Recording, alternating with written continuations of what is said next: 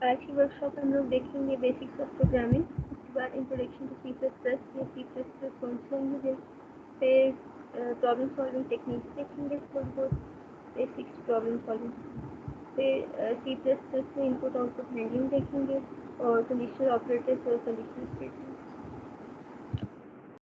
पहले देखते हैं कि प्रोग्रामिंग लैंग्वेज क्या चीज़ है। हम लोग कंप्यूटर को जो भी इंस्ट्रक्शंस देते हैं उसको हम एक प्रोग्राम कहते हैं और प्रोग्राम हमेशा हमें एक प्रोग्रामिंग लैंग्वेज टास्क कहते करनी है। हैं।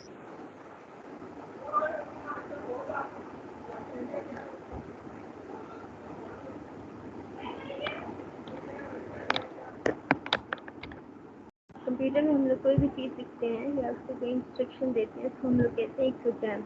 अब ठीक आ रही है बात? यह बेहतर है। हम लोग कोई भी प्रोग्राम लिखेंगे उसको हमें एक प्रोग्रामिंग लैंग्वेज के अंदर लिखना होगा। प्रोग्रामिंग लैंग्वेज जो होती है वो सेट ऑफ कमांड्स होते हैं या फिर कोई इंस्ट्रक्शन होती है जिसको हमें ख़ास सिंटेक्स से लिखते हैं। इसीलिए दो तरह की प्रोग्रामिंग लैंग्वेजेस होती हैं, एक हाई लेवल लैंग्वेज, एक low level language. High level languages वो होती हैं जो क्रिएटिव ह्यूमन होती हैं, जो अंडरस्टैंडेबल बाय ह्यूमन, और लो लेवल प्रोग्रामिंग लैंग्वेज वो होती है जो इजी टू अंडरस्टैंड होती है कंप्यूटर की। इंसानों के लिए उसको समझना थोड़ा मुश्किल होता है। लो लेवल लैंग्वेज की बात करें तो लो लेवल लैंग्वेज में हम लोग देखते हैं कि दो तरह की होती है, मशीन लैंग्वेज और असेंबली लैंग्वेज। मशीन लैंग्वेज जो होती है ये बाइनरी लैंग्वेज होती है जिसमें हम लोग 0 और 1 की फॉर्म में यूज़ करते हैं। कंप्यूटर बेसिकली सिर्फ मशीन लैंग्वेज को अंडरस्टैंड कर सकते हैं डायरेक्टली, क्योंकि ये 0 और 1 की फॉर्म में होती है जो हमारे पास सिग्नल्स जा रहे होते हैं ऑन और ऑफ के, तो उसको हम लोग कंप्यूटर में 0 और 1 से रिप्रेजेंट करते हैं। असेंबली लैंग्वेज होती है वो शॉर्ट फॉर्म होती है। सबसे पहले जो प्रोग्राम लैंग्वेज बनी थी वो असेंबली लैंग्वेज थी। इसको हम लोगों ने जो मशीन लैंग्वेज थी इसके कोड को इकट्ठा करके छोटे छोटे कीवर्ड से बना दिए थे, उसको कहते हैं हम लोग निमोनिक। इसके इंस्ट्रक्शंस जैसे ऐड हो गई, ADD को हम लोगों ने यूज़ कर लिया ऐड के लिए, ऐड के ऑपरेशन के लिए। इस तरह SUB को हमने यूज़ कर लिया सब्सट्रैक्शन के लिए। इस तरह छोटी छोटी कमांड्स में लोड पॉप।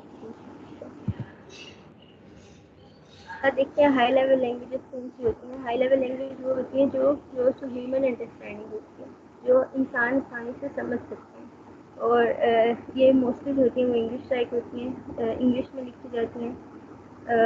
इसमें असल में प्रोग्रामिंग लैंग्वेज का मकसद होता है आप लोग की प्रॉब्लम को सॉल्व करना, यानी कि आप लोग के प्रोग्राम को इस तरह सीखना कि आपकी प्रॉब्लम सॉल्व हो। कॉमनली यूज प्रोग्रामिंग लैंग्वेजेस जो आजकल ज़्यादातर यूज़ हो रही हैं वो है Python, C, C plus plus, जावा।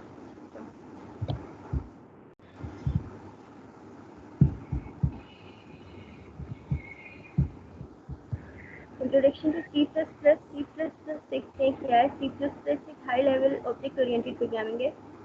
ये हम लोग को बहुत से एप्लीकेशन बनाने में काम आती है, और ये एक एक्सटेंशन है सी लैंग्वेज की। सी लैंग्वेज के बाद ये बनी थी, और सी लैंग्वेज के प्रोग्राम्स भी सी प्लस प्लस के अंदर अगर हम लोग लिखें तो उसकी कमांड्स भी रन एग्जीक्यूटेबल होती हैं। और सी प्लस प्लस जो होती है ये सिस्टम रिसोर्सेज और मेमोरी को मैनेज करने के लिए बहुत अच्छी है। ये कुछ फीचर्स है सी प्लस प्लस के। ये ऑब्जेक्ट ओरिएंटेड प्रोग्रामिंग है, प्लेटफॉर्म इंडिपेंडेंट है, डायनामिक मेमोरी एलोकेशन है, केस सेंसिटिव है, कंपाइलर बेस्ड है, आप लोगों को कंपाइलर यूज़ करना पड़ता है इसके लिए, पोर्टेबल लैंग्वेज है, डिस्क लाइब्रेरी एंड फंक्शनल है इसके, बहुत सी लाइब्रेरीज हैं इसके अंदर, सिंपल सिंटेक्स है, इजीली अंडरस्टैंडेबल है, और एक्सेप्शन हैंडलिंग इसके अंदर है। देखते हैं प्रॉब्लम सॉल्विंग क्या होती है। प्रॉब्लम सॉल्विंग इसमें प्रोग्रामिंग जो होती है वो एक असल में एक प्रॉब्लम सॉल्विंग का नाम प्रोसेस है।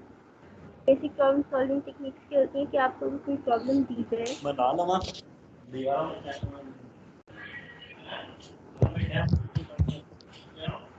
ये जो हसन है, हसन बच्चे अपना माइक ऑफ करें।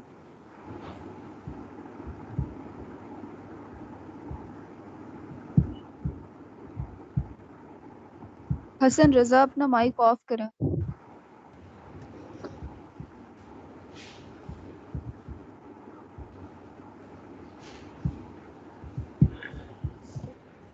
सॉल्विंग क्या है? Programming is a process of problem solving.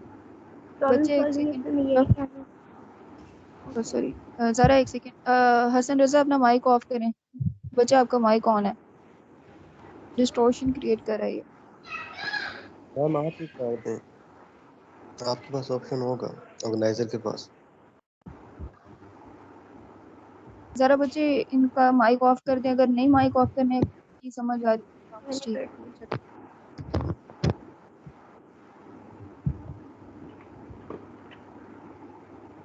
Problem solving में हम लोग सबसे पहले देखते हैं कि प्रॉब्लम में किस तरह की है। फिर हम लोगों ने प्रॉब्लम को एनालाइज करना होता है कि प्रॉब्लम हमें किस टाइप की मिल रही है। फिर हम लोगों ने देखना है कि प्रॉब्लम की जो रिक्वायरमेंट्स हैं प्रॉब्लम सॉल्व करने के लिए हमें किन किन चीज़ों की ज़रूरत पड़ती है। सबसे पहले उसको एनालाइज करना है, फिर देखना है कि हमें किन किन चीज़ों की ज़रूरत पड़ रही है उसको सॉल्व करने के लिए। फिर एंड पे हम लोग एक स्टेप एल्गोरिथम डिज़ाइन करते हैं जो कि स्टेप वाइज प्रोसीजर होता है प्रॉब्लम को सॉल्व करने का। फॉर एग्जांपल आप लोगों को कहा जाए कि आप दो नंबर्स को ऐड करें। सिंपल एग्जांपल है, आप लोग कहेंगे कि फर्स्ट नंबर हमें इनपुट चाहिए। आप लोग फर्स्ट नंबर ले लिया, सेकंड नंबर इनपुट चाहिए, सेकंड नंबर ले लिया।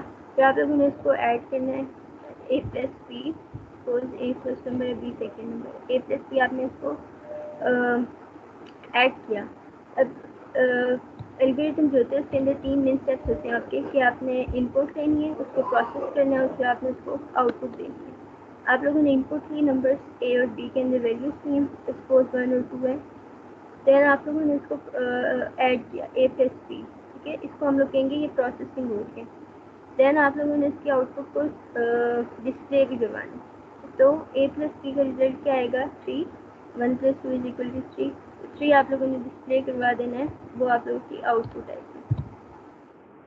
हम लोग एक एग्जाम्पल देखते हैं कि design an algorithm to find the area and parameter of rectangle. Area का फॉर्मूला हमें पता है, length multiply by width. Parameter का भी फॉर्मूला पता है, 2 मल्टीप्लाई लेंथ प्लस विड्थ। सबसे पहले हम लोगों ने क्या करना है, लेंथ और विड्थ की वैल्यू लेनी है, इनपुट करवाएंगे। उसके बाद हम लोगों ने पैरामीटर एरिया के फॉर्मूले में वैल्यूज पुट कर देनी है। लेंथ और विड्थ में जो भी वैल्यू आएगी उसको हम लोगों ने वैल्यू में पुट करना है फॉर्मूले में, और हमारे पास पैरामीटर और एरिया का वैल्यू आ जाएगी। इसको हम लोग कहेंगे कि ये प्रोसेस हो रहा है। उसके बाद हम लोगों के पास जब वैल्यूज आ जाएंगी तो हम लोगों ने उसको स्क्रीन पर डिस्प्ले करवा देना है, इसको कहेंगे कि ये आउटपुट होगी। तो ये 3 स्टेप्स हमारे कंप्लीट हो गए। ओके, अब आप लोग एक एल्गोरिथम फाइंड करें। जैसे कि स्टेप वाइज प्रोसीजर है, आपने उसमें बताना है कि इनपुट क्या है, प्रोसेसिंग क्या है और आउटपुट। एक नंबर है, ये दो नंबर है, उनका मॉड लेना है, 45 मॉड ऑफ 3। मॉड क्या होता है, किसी को पता है? Mod of a number.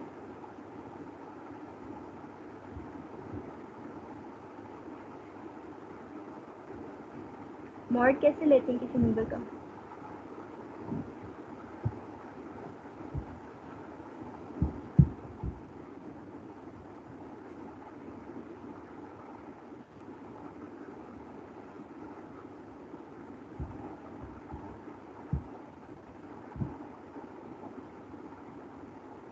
किसी को भी नहीं पता?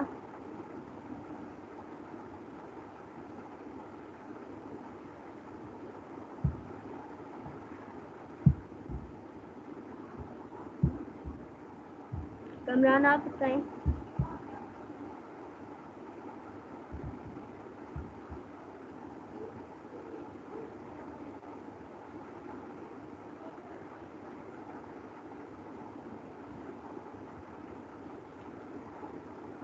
मैम डिवाइड करते हैं उसको, मतलब जिसका हमने मॉड फाइंड करना हो। जी, डिवाइड करते हैं और जो रिमाइंडर आता है ना वो होता है मॉड।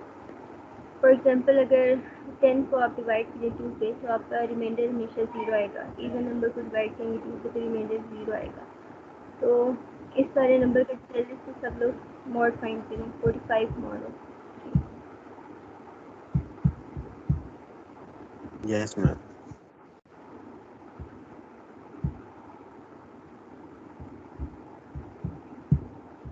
सॉल्व कर लें तो उसके बाद बताएं एल्गोरिदम साइंस करके कैसे सॉल्व करें।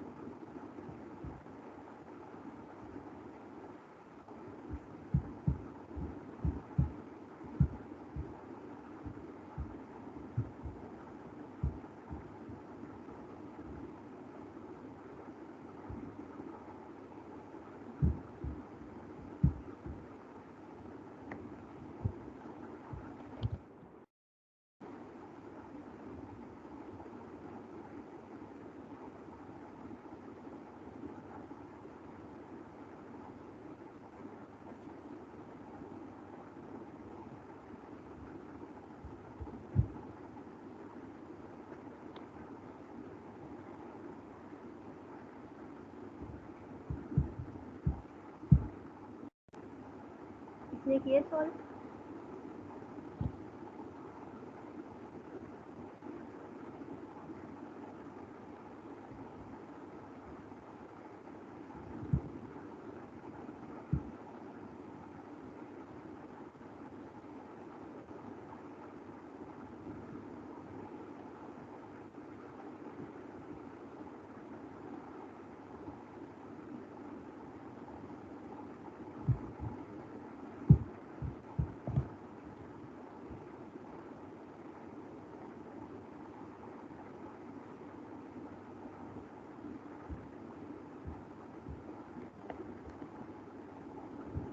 बहुत टाइम लगेगा। किसी ने किया सॉल्व?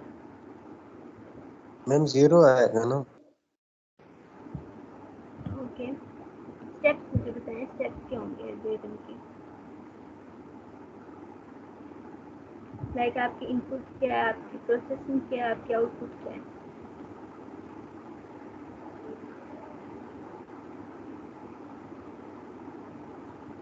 मैम सबसे पहले हम इनपुट करेंगे अपना पहला नंबर जो हमारा वो होगा,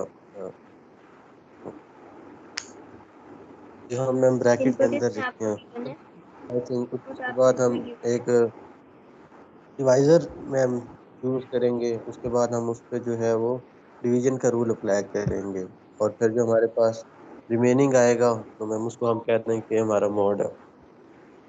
ठीक है, वो आपकी आउटपुट है। गुड, ठीक है। ये इसके स्टेप्स हैं। आपके पास इनपुट गिवन थी कि आपने 45 मॉड ऑफ 3 फाइंड करना। आपने इनपुट ले ली, प्रोसेस क्या करना है, आपने डिवाइड करना है 43 को बाई 3। आप डिवाइड करेंगे तो आपका जो रिमाइंडर होगा वो आपका आंसर आएगा। आप इसको डिवाइड करेंगे तो आपका आंसर 0 आएगा। इट मीन्स कि आपका जो आंसर है वो 0 है, यानी कि आउटपुट आपने डिस्प्ले करवानी है वो 0 है।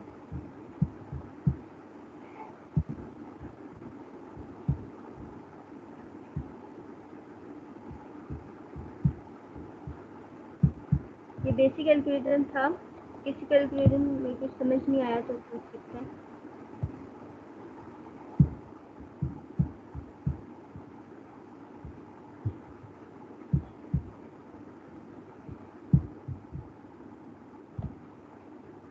एल्गोरिथम बेसिकली 3 स्टेप्स होते हैं हमारे पास। हम लोगों ने इनपुट लेनी है, प्रोसेस करना है उसको, देन उसकी आउटपुट स्क्रीन पे शो करवा देनी है, डिस्प्ले करवानी है। अब चलते हैं हमारे first basic structure of C++ पे जाएं।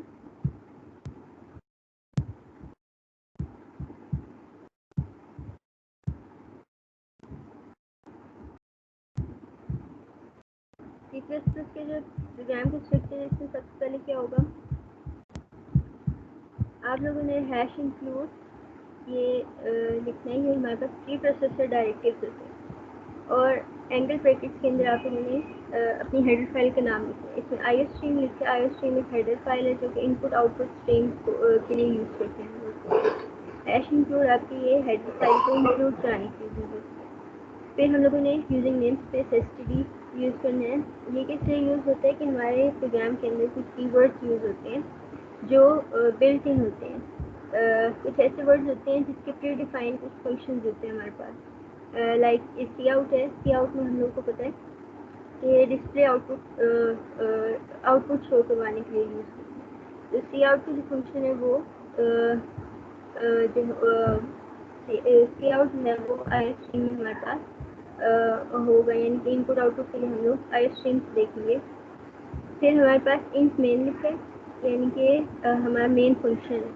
मेन फंक्शन जो होता है उसके लिए हम लोग देखते हैं कि जिसके आगे राउंड ब्रैकेट्स लगी हों, इट मीन्स कि ये एक फंक्शन है। फिर हम लोग अपनी ब्रेसेस लगाते हैं जिसके अंदर हम लोग अपनी स्टेटमेंट्स लिखते हैं, सेट ऑफ स्टेटमेंट। इसमें हमारे पास एक ही स्टेटमेंट लिखी है, सी आउट, इसको कहेंगे इक्वेशन ऑपरेटर। उसके बाद हम लोग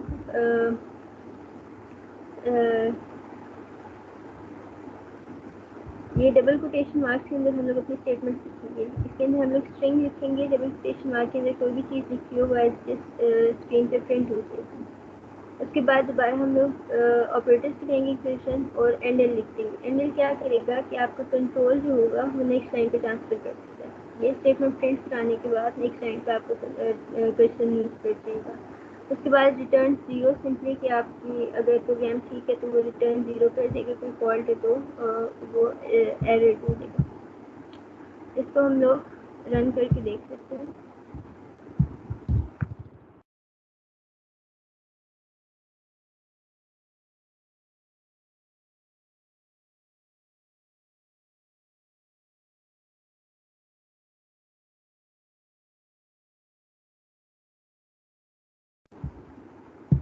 इधर मैंने एंडल नहीं लगाया, बैक स्लैश एन लगाया। बैक स्लैश एन और एंडल का फंक्शन सेम होता है कि आपका जो कर्सर है वो नेक्स्ट लाइन पे मूव कर देगा। इसको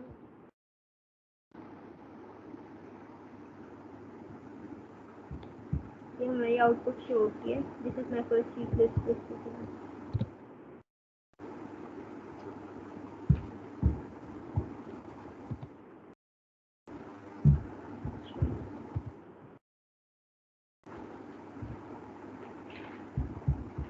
आप लोगों के पास कंपाइलर्स हैं, सी प्लस प्लस की कंपाइलर्स? यस मैम, पढ़े हुए हैं। ठीक है, सबके पास है? सॉरी मैम, समझ नहीं आई। सबके पास हैं कंपाइलर्स? अगर किसी के पास नहीं है तो वो बता दें।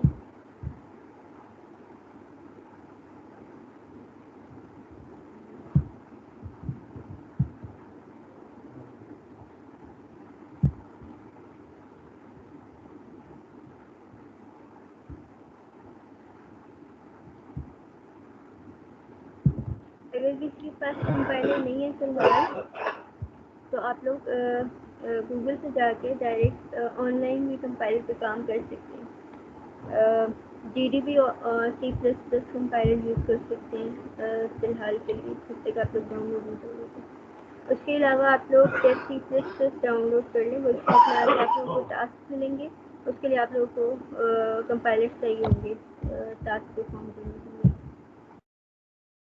अब कॉमनली यूज हेडर फाइल्स देखते हैं। सबसे पहले हम लोगों ने हेडर फाइल्स पढ़ी थी, तो हेडर फाइल्स देखते हैं। हेडर फाइल्स में हम लोग सबसे पहले है आई स्ट्रीम। ये मैंने आप लोगों को बताया कि इनपुट आउटपुट स्ट्रीम्स के लिए यूज़ होती है, इनपुट आउटपुट ऑपरेशंस के लिए, जैसे cin and cout. Cin जो होता है वो कंसोल इनपुट के लिए यूज़ होता है और सी आउट कंसोल आउटपुट के लिए।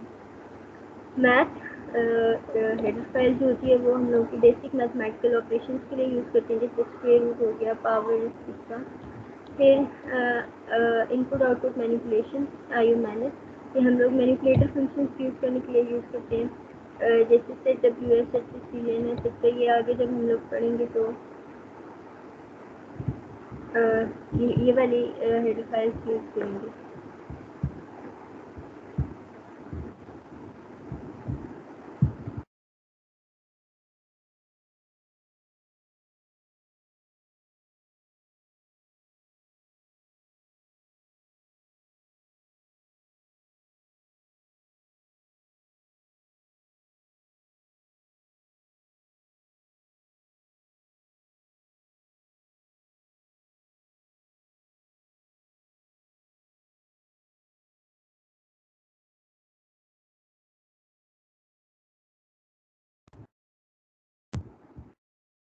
देन टाइम हेडर फाइल है, टाइम हेडर फाइल होती है वो हम लोग यूज़ करते हैं डेट और टाइम के लिए, कि जो अगर हम लोगों ने डेट या टाइम हम लोगों को प्रिंट करवाना है या यूज़ करना है अपने प्रोग्राम में कहीं भी, तो हम लोगों को उसके लिए हेडर फाइल चाहिए होगी टाइम की।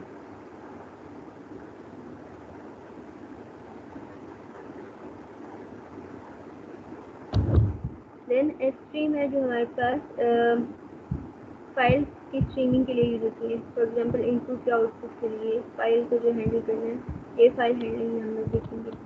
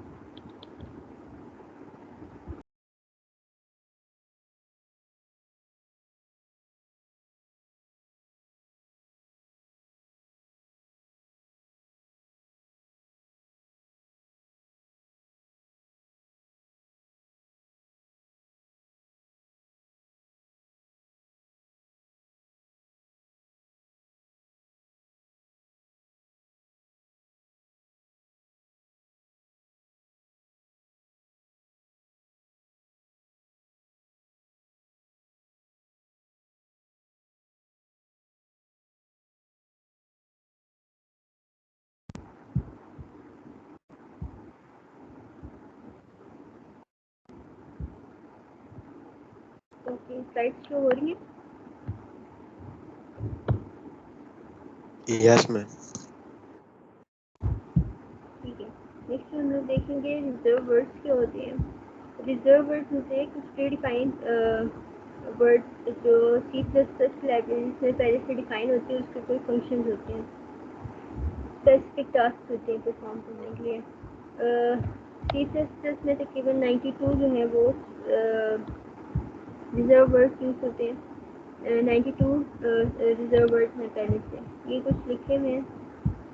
तो जैसे जैसे हम लोग आगे देखेंगे तो सीख लेंगे कि कौन कौन से रिजर्व वर्ड्स।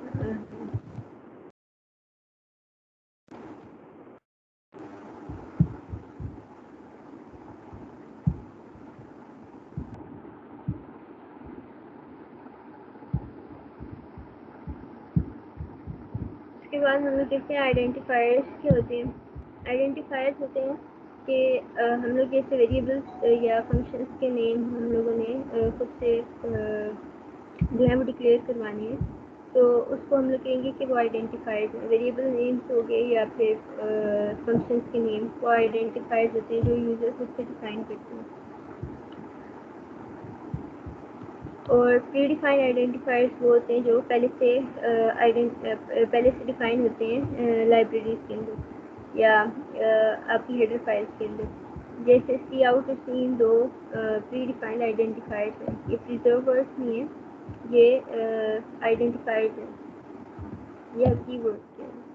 उसके बाद हम लोग जब भी कंप्यूटर में कोई प्रोग्राम लिखेंगे तो हमें एक वेरिएबल असाइन करना होगा अपनी वैल्यूज़ को, जो भी डाटा हम लोगों ने इनपुट या आउटपुट करवाना है, उसके लिए हम लोगों ने उसको वेरिएबल असाइन करना है। वेरिएबल असल में क्या होते हैं कि आपकी नेम मेमोरी लोकेशन होती है कंप्यूटर में, जो आपकी मेमोरी में जहाँ पे जाके डाटा ने स्टोर होना है उस जगह को हम लोग नाम दे देंगे, वो होगा वेरिएबल का नेम।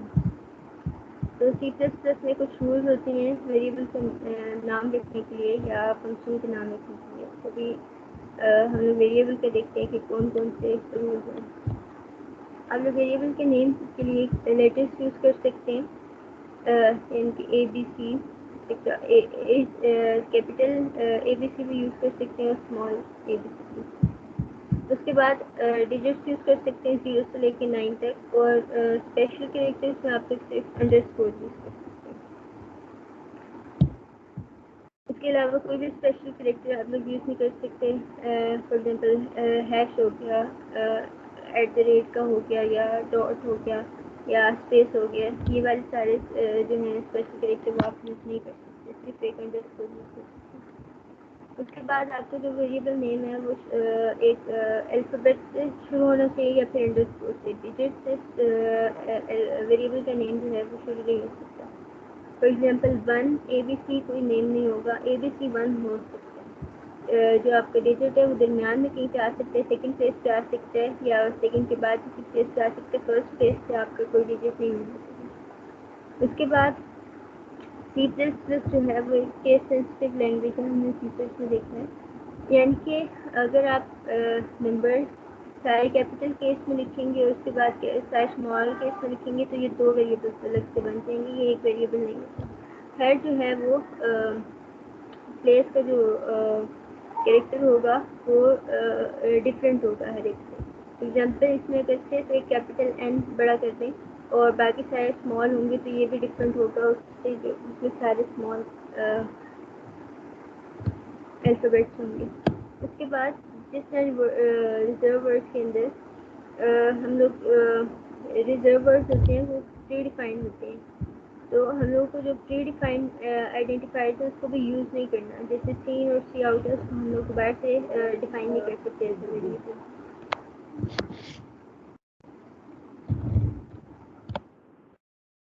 अब क्वेश्चन है, मैं बारी बारी आप लोगों से पूछूंगी कि इसमें से रूल्स आप लोगों ने पढ़े हैं, इसमें से बताएंगे कौन से वेरिएबल नेम्स वैलिड हैं और कौन से इनवैलिड हैं।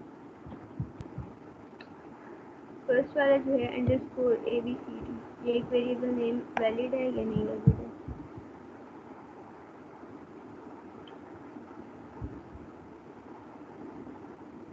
ओके फारिया, आप बताएं। मैम वैलिड है। ठीक है, क्यों वैलिड है?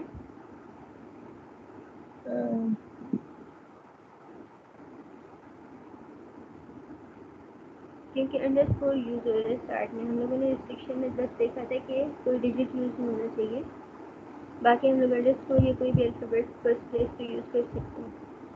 ठीक है, good. Next 5HML।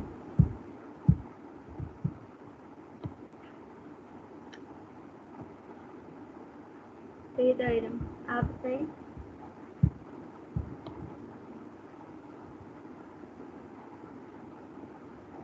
Five H L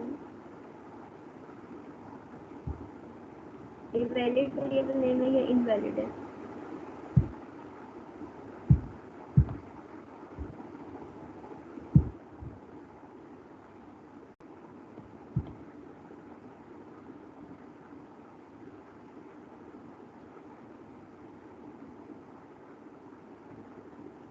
okay, कोई भी बता सकता है अगर किसी को आता है तो।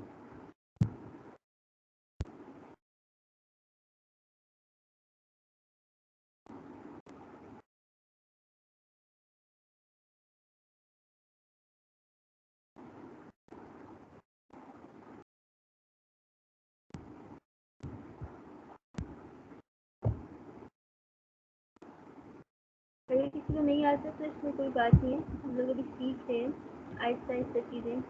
आज 5HML जो है ये एक वैलिड वेरिएबल नेम नहीं है, क्योंकि इसके स्टार्ट में एक डिजिट यूज हो रहा है और हमने देखा है पीछे कि डिजिट यूज नहीं होना चाहिए, कोई भी अंडरस्कोर यूज हो या अल्फ़ाबेट के रिप्लेस। इसी तरह नेक्स्ट वाले जो है टोटल डॉट KL, ये भी बता सकते हैं कि वैलिड वेरिएबल नेम है या नहीं है? इनवैलिड है मैम। ठीक है, क्योंकि इसके अंदर एक डॉट यूज हुआ है। ऐसे कैरेक्टर्स अंडरस्कोर के अलावा कोई भी नहीं यूज कर सकते। उसके बाद इंट अंडरस्कोर, ये वैलिड इनवैलिड है मैम, क्योंकि अंडरस्कोर के आगे कुछ नहीं लिखा हुआ ठीक है। और साथ में इंट जो है वो भी है।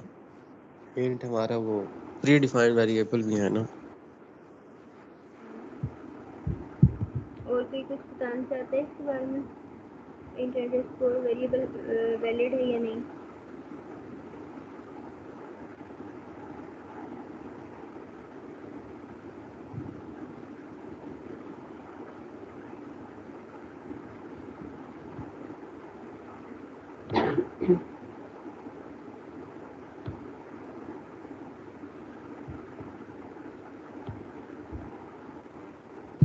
ये एक वैलिड वेरिएबल नहीं है।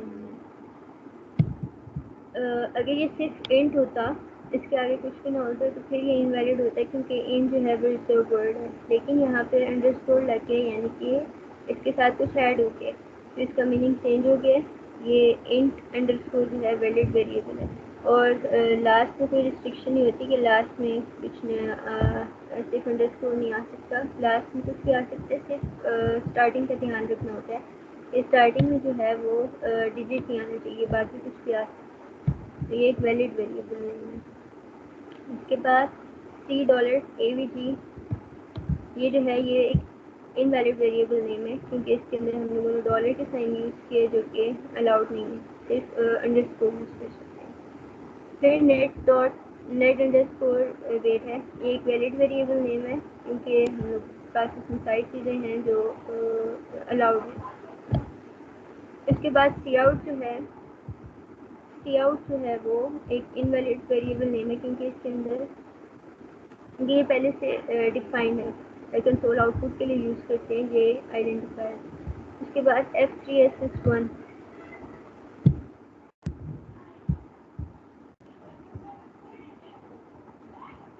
हमसे आप बताएं, ये वैलिड वेरिएबल नेम है या इनवैलिड है? वैलिड है। ठीक है, ये वैलिड वेरिएबल नेम है। गुड। हम लोग देखते हैं डेटा टाइप्स क्या होती हैं। डेटा टाइप्स होती हैं, हम लोगों ने जो डेटा स्टोर करवाना होता है उसके लिए डिफरेंट टाइप्स होती हैं, डिफरेंट टाइप्स के डेटा होते हैं। For example integer data type है या फिर हमारे पास डेसिमल वैल्यूज़ हैं, इन सब से अलग अलग डाटा टाइप यूज़ होती हैं। फॉर एग्जांपल जो इंटीजर हैं, इंटीजर वैल्यूज़ के लिए हम लोग इंट यूज़ करते हैं। कैरेक्टर वैल्यू है तो उसके लिए हम लोग चार के डाटा टाइप यूज़ करते हैं। फिर हमारे पास अगर डेसिमल वैल्यूज़ है उसके लिए फ्लोट और डबल यूज़ करते हैं डाटा टाइप। बाकी सारी हम लोग आगे देखते हैं। इसके साथ बूल है, वॉइड है और स्ट्रिंग। इंटीजर्स जो होते हैं, इंट जो है डाटा टाइप और इंटीजर्स यूज़ करने के लिए यूज़ होती हैं कि एक होल नंबर और डेसिमल्स ना हो। फॉर एग्जांपल हम लोगों ने इंट लिखा, उसके बाद हम लोगों ने ये वेरिएबल नेम लिखा और साइन कर दी एक वैल्यू 85,000। इसके अंदर कोई भी डेसिमल पॉइंट नहीं है, यानी कि ये होल वैल्यू है, तो हम लोगों ने ये स्टोर कर दी। एज है, इसी तरह एज वेरिएबल नेम है, इंट जो है उसकी डाटा टाइप है, यानी कि इंटीजर डाटा टाइप का हम लोग वेरिएबल बना रहे हैं, इसमें हम लोगों ने 19 स्टोर करते हैं। फ्लोटिंग पॉइंट्स हैं, अगर हम लोगों ने डेसिमल वैल्यूज जो हैं या फिर एक्सपोनेंशियल वैल्यूज उसको स्टोर करना है तो हम लोग फ्लोट या डबल की डाटा टाइप यूज़ करेंगे। फ्लोट डाटा टाइप के लिए हम लोगों ने यूज़ किया डाटा टाइप लिखी, उसके बाद वेरिएबल नेम और हमने उसको वैल्यू असाइन कर दी 64.74। इसी तरह double distance is equal to 45 E12। इसका मतलब है कि 45 की जो पावर है वो जो है 45 मल्टीप्लाई बाई 10 की पावर 12, ये इसके इक्वल होते हैं, तो हम लोग एक्सपोनेंशियल वैल्यूज के लिख सकते हैं। उसके बाद हम लोगों ने मैम अगर स्मॉल कैरेक्टर ई हो तो वो भी इसी के इक्वल होगा। के लिख सकते हैं, कैपिटल एक्सपोनेंशियल के लिए। बाद कैरेक्टर्स है, हम लोग चार के कीवर्ड यूज़ करते हैं कैरेक्टर डाटा टाइप को यूज़ करने के लिए। इसके अंदर हम लोग सिर्फ एक कैरेक्टर यूज़ कर सकते हैं, जैसे ए हो सकता है, एस एफ भी हो सकता है, कोई भी एक कैरेक्टर, बस स्पेशल कैरेक्टर भी हो सकता है। सपोज अगर आपको कहीं पे स्टेरिक साइन चाहिए और आउटपुट के लिए जैसे डिफरेंट पैटर्न्स बनाते हैं, इसके लिए स्टार साइन यूज़ करते हैं, तो आप लोग इसके अंदर स्टार साइन है वो भी स्टोर कर सकते हैं। और जो कैरेक्टर्स होते हैं ये आपके जो स्टोर हो रहे होते हैं ना, कैरेक्टर स्टोर नहीं हो रहे होते, उसके अगेंस्ट इसकी आज की वैल्यू स्टोर हो रही होती है। फॉर एग्जांपल जैसे कैपिटल ए है, उसकी आज की वैल्यू 65 है, तो अगर आप इसके अंदर कैपिटल ए स्टोर करोगे, 4 की वैल्यू इज इक्वल टू 4, उसके आगे हमने वेरिएबल नेम लिख दिया, for example value is equal to single quotation mark के अंदर आप ए लिख दें, तो उस ए में जो वो ए जो होगा उसके अगेंस्ट उसकी आपकी वैल्यू स्टोर होगी कि आपकी ये जो है वो कैरेक्टर के अंदर, यानी कि 65 स्टोर होगा, और जब वो कंपाइल हो रहा होगा तो वो उसके अगेंस्ट दोबारा से कैरेक्टर प्रिंट कर देगा आज की वैल्यू देख के। बूल डाटा टाइप है, बूल डाटा टाइप होती है, इसके अंदर हम लोग दो हमारे पास कंडीशन होती है, ट्रू या फॉल्स, हम लोग ये स्टोर कर सकते हैं। और ये मोस्टली जो होती है वो लूप या कंडीशनल स्टेटमेंट्स यूज होती है सर्च वगैरह में, तो इसके अंदर हम लोग दो ही वैल्यू स्टोर कर सकते हैं। वेरिएबल नेम कुछ भी हो सकते हैं, उसकी डाटा टाइप बूल होगी और इसके अंदर आप ट्रू या फॉल्स यूज करेंगे। फॉल्स जो होगा वो इंडिकेट करेगा कि 0 वैल्यू है और ट्रू जो होगा वो 1 इंडिकेट करेगा। उसके बाद वॉइड डाटा टाइप है, वॉइड डाटा टाइप जो होगी वो बेसिकली होता है कि अगर आपने किसी भी वेरिएबल को कोई भी डाटा टाइप असाइन नहीं करनी तो आप उसको वॉइड असाइन कर दो, कि आपको भी नहीं पता कि आपने इसके अंदर कौन सी वैल्यू स्टोर करनी है, तो जो है वो आप उसके अंदर डायरेक्ट आप उसके अंदर वॉइड डाटा टाइप यूज़ कर सकते हैं। कि हम लोग ज़्यादातर फंक्शंस या फिर पॉइंटर्स के साथ यूज़ करते हैं, फंक्शंस जो होते हैं वो हम लोग वॉइड डाटा टाइप की यूज़ कर लेते हैं कि जब उसकी रिटर्न टाइप आपको कंफर्म नहीं है कि जो है वो इंट में इंटीजर वैल्यू उसकी रिटर्न होगी या नहीं, तो आप उसके साथ वॉइड यूज़ कर सकते हैं। वेरिएबल्स जो होते हैं उसके साथ हम लोग वॉइड यूज़ नहीं करते, हम लोग फंक्शंस या फिर पॉइंटर्स के साथ यूज़ करते हैं वॉइड की डाटा टाइप। डाटा टाइप सारी खत्म होती हैं। उसके बाद C++ टाइप मॉडिफायर्स यूज़ होते हैं।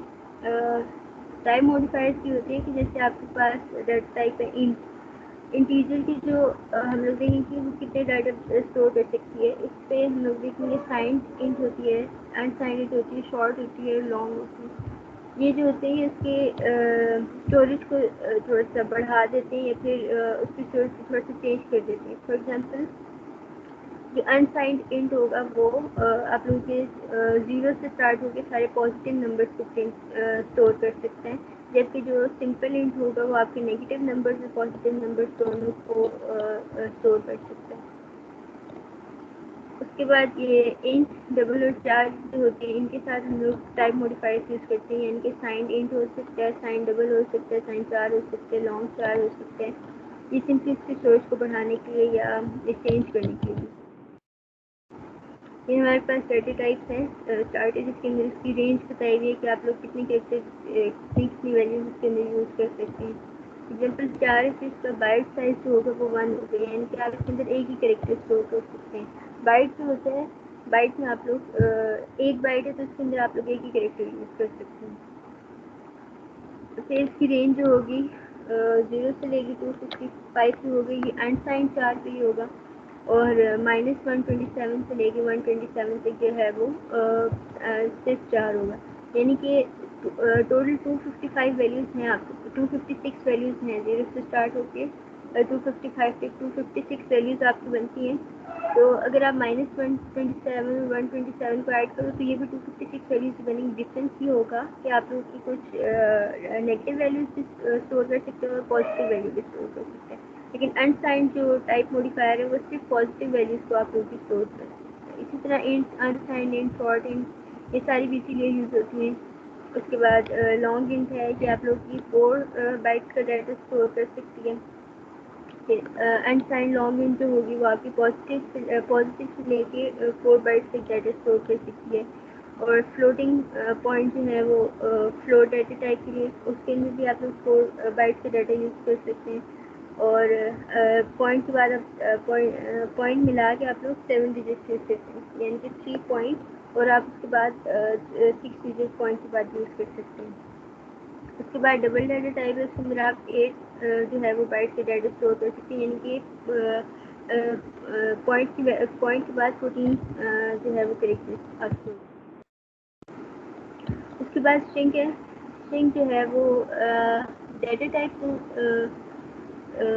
डाटा टाइप नहीं है, लेकिन बस इसको यूज़ करते हैं हम लोग as a data type. String क्या होता है कि सीक्वेंस ऑफ करेक्टर होता है कि डाटा टाइप पड़ी है। तो अगर हम लोगों को एक करेक्टर से ज़्यादा स्टोर करवाना है, फॉर एग्जांपल किसी ने अपना नाम प्रिंट करवाना है ALI, तो सिर्फ करेक्टर से वो प्रिंट नहीं हो सकता। उसके लिए हम लोग क्या करते हैं, स्ट्रिंग यूज़ करते हैं। स्ट्रिंग जो होता है वो करेक्टर का सीक्वेंस होता है, यानी कि आप लोग सीक्वेंस में करेक्टर यूज़ कर सकते हैं। एक करेक्टर होगा, एल दूसरा करेक्टर होगा और आई तीसरा करेक्टर होगा, वो तीनों करेक्टर एक साथ स्टोर होते हैं। फॉर एग्जांपल स्ट्रिंग है, डाटा टाइप लिखी, उसके बाद हम लोगों ने वेरिएबल नेम लिखा ग्रीटिंग और उसके अंदर प्रिंट कर दिया हेलो। करेक्टर और स्ट्रिंग में डिफरेंस ये होता है कि आप लोगों ने करेक्टर जो है वो सिंगल कोटेशन में स्टोर करना होता है और एक ही करेक्टर स्टोर करना होता है, और जो स्ट्रिंग होता है वो डबल कोटेशन में स्टोर करना है और जो है वो कोई भी वैल्यू हो सकती है, जितनी बड़ी वैल्यू हो जाए। बाद क्वेश्चन है कि इसमें से डाटा टाइप आइडेंटिफाई करनी, तो जो है सन जो है वैल्यू, ये किस डाटा टाइप में स्टोर हो सकती है। सन डाटा टाइप हम लोगों ने वैल्यू स्टोर करनी है सन, तो वो किस टाइप के डाटा में स्टोर होगी, डाटा टाइप क्या होगा उसका। स्ट्रिंग होगा, मैम स्ट्रिंग होगा। और ठीक है, गुड। उसके बाद ट्रू जो है, ट्रू किस में स्टोर होगा।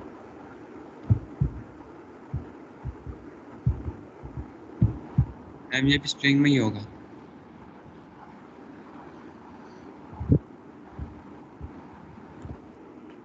एक डाटा टाइप पढ़ी हमने बूल। बूल डाटा टाइप क्या करती है। मैम उसमें फॉल्स स्टोर होते हैं, या वैल्यू ट्रू होगी या फॉल्स होगी।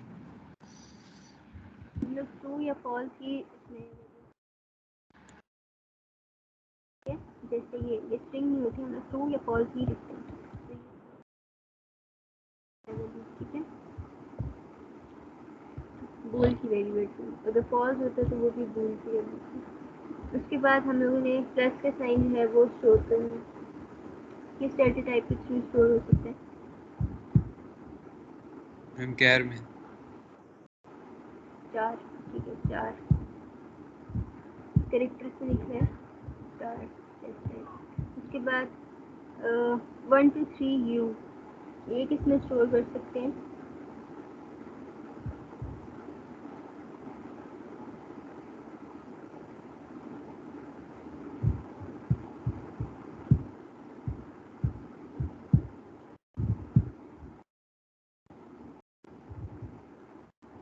मैम स्ट्रिंग में ही होगा ये। ठीक है, स्ट्रिंग के अंदर ज़रूरी नहीं है कि आप सारे अल्फ़ाबेट्स ही यूज़ करें, आप लोग उसमें कोई नंबर्स भी यूज़ कर सकते हैं, कॉम्बिनेशन भी यूज़ कर सकते हैं अल्फ़ानुमेरिक। तो ये स्ट्रिंग है। उसके बाद 35E30, ये बीच में स्पेस नहीं आता। 35E30, ये कौन सी डेटा टाइप है?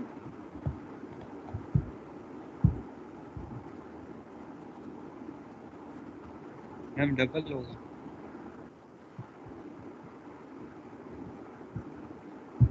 डबल, ठीक है, फ्लोट या डबल दोनों यूज़।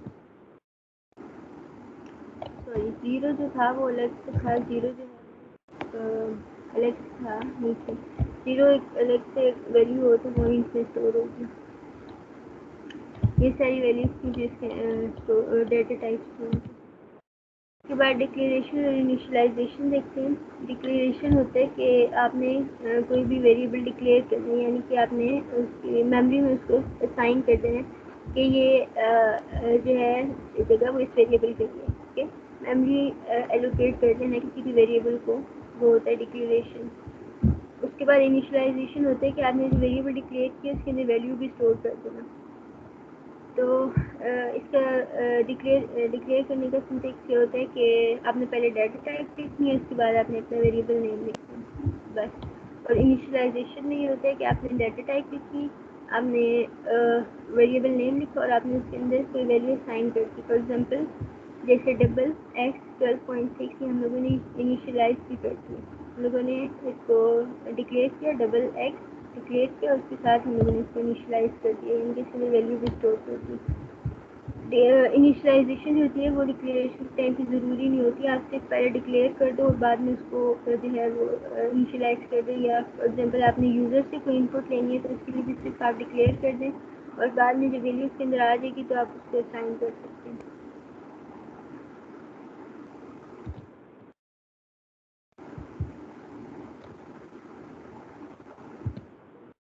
नेक्स्ट है इनपुट और आउटपुट हैंडलिंग देखते हैं। इससे पहले तक अगर किसी का कोई प्रश्न तो no ma'am. Okay. Input handling किस तरह करते हैं हम लोग? सीन के through control input statement use करते हैं, उसके साथ हम लोग इंसर्शन ऑपरेटर्स लगाते हैं इनपुट यूजर से लेने के लिए। इसका सिंटेक्स क्या होता है? हम लोग सीन लिखते हैं, इंसर्शन ऑपरेटर्स लगाते हैं, उसके बाद हम लोगों ने वेरिएबल नेम लिखना है जिस वेरिएबल के अंदर हम लोगों ने वैल्यू इनपुट करवानी है। एक भी वेरिएबल हो सकते हैं, एक से ज़्यादा भी हो सकते हैं। उसके बाद फॉर एग्जांपल जैसे हम लोगों ने सी एक वेरिएबल है माइल नाम का, उसके अंदर हम लोगों ने वैल्यू स्टोर करवानी है, तो हम लोगों ने इनपुट लेना है वो यूजर से सीन एक्सर्शन ऑपरेटर्स, और उसके बाद हम लोगों ने माइल्स लिख देना, तो वो माइल्स के अंदर वैल्यू स्टोर हो जाएगी।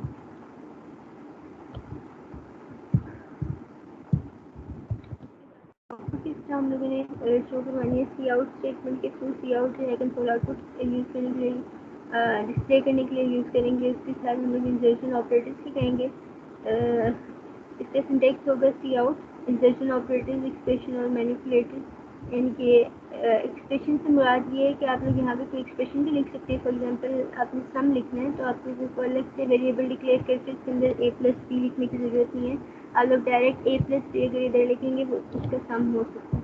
या फिर इसकी जगह आप लोग सिर्फ वेरिएबल्स पे लिख सकते हैं जिसकी वैल्यू आपने यहाँ पे आउटपुट पे शो करनी है।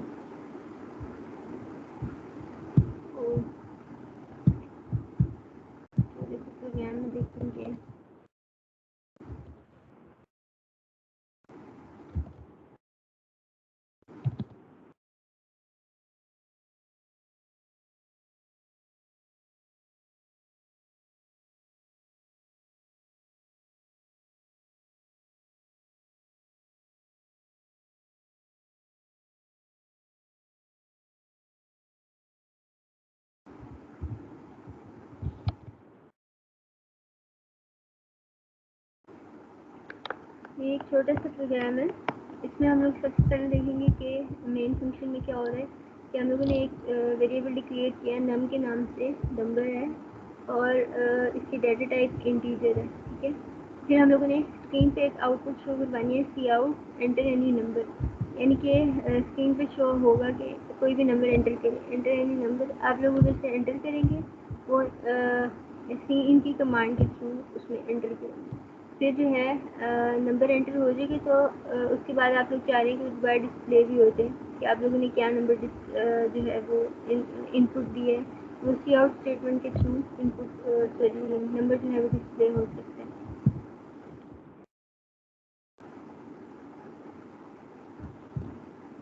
लिखा हुआ है एंटर एनी नंबर, एंटर किया और 5 ये प्रिंट हो गया नीचे, ठीक है। कहते हैं हम लोग इसको थोड़ा सा बेहतर बना सकते हैं।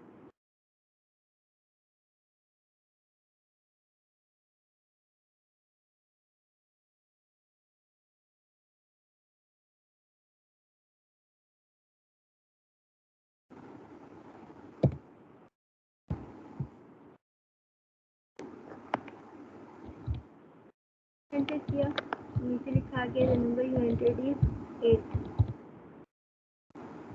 ठीक है।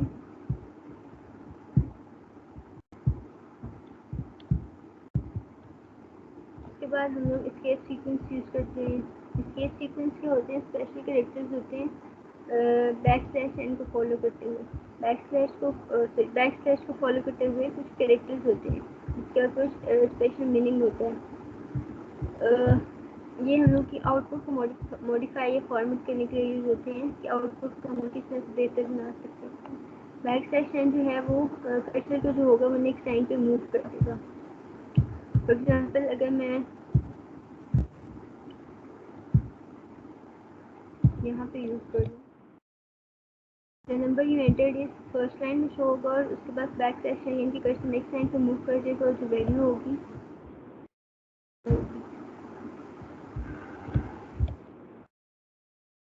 ठीक हो गया। The number you entered is, ये इसी लाइन पर आए और 8 जो है वो नेक्स्ट वाली लाइन पे मूव हो गया। ये बैक स्लैश एन का मकसद है कि वो नेक्स्ट लाइन पे आपके टेक्स्ट को मूव कर दें। बैक स्लैश ठीक है कि आप लोगों के कर्सर पर, यानी कि टैब की जो की होती है उसके अंदर जितनी स्पेसेस आती हैं वो आपकी इतनी स्पेसेस आपके टेक्स्ट को आगे मूव कर देते हैं। तो बैक स्लैश बी है, ये आप लोगों की एक जो है वो बैक स्पेस के लिए यूज़ होता है कि आपने कोई भी वैल्यू इरेज करनी है, आउट वो जो है वो स्टोर हो चुकी है लेकिन आप चाहते हैं कि लास्ट वाले जो है वो उसका नंबर जो है वो प्रिंट ना हो। जैसे सपोज आपने स्टॉप के आगे आपने फुल स्टॉप लगा दिया, आपने नंबर लिखा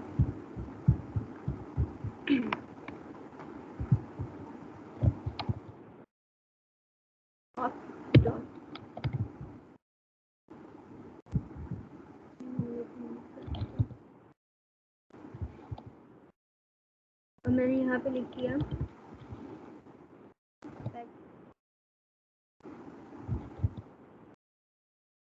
करेगा बैक स्लैश बी के लिए जो आपका स्टॉप है, फुल स्टॉप जो है इसको एक स्पेस पीछे उसको रिमूव कर देगा, सिर्फ स्टॉप लिखा हुआ आ जाएगा आपके पास। रन करके देखते हैं, ठीक है। इनकी जो आपका फुल स्टॉप है वो रिमूव हो गया। अगर आप चाहते हैं कि दो स्पेस पीछे जाए उसके लिए आपको डबल बैक स्लैश बी लगाना पड़ेगा, तो ये सी भी रिमूव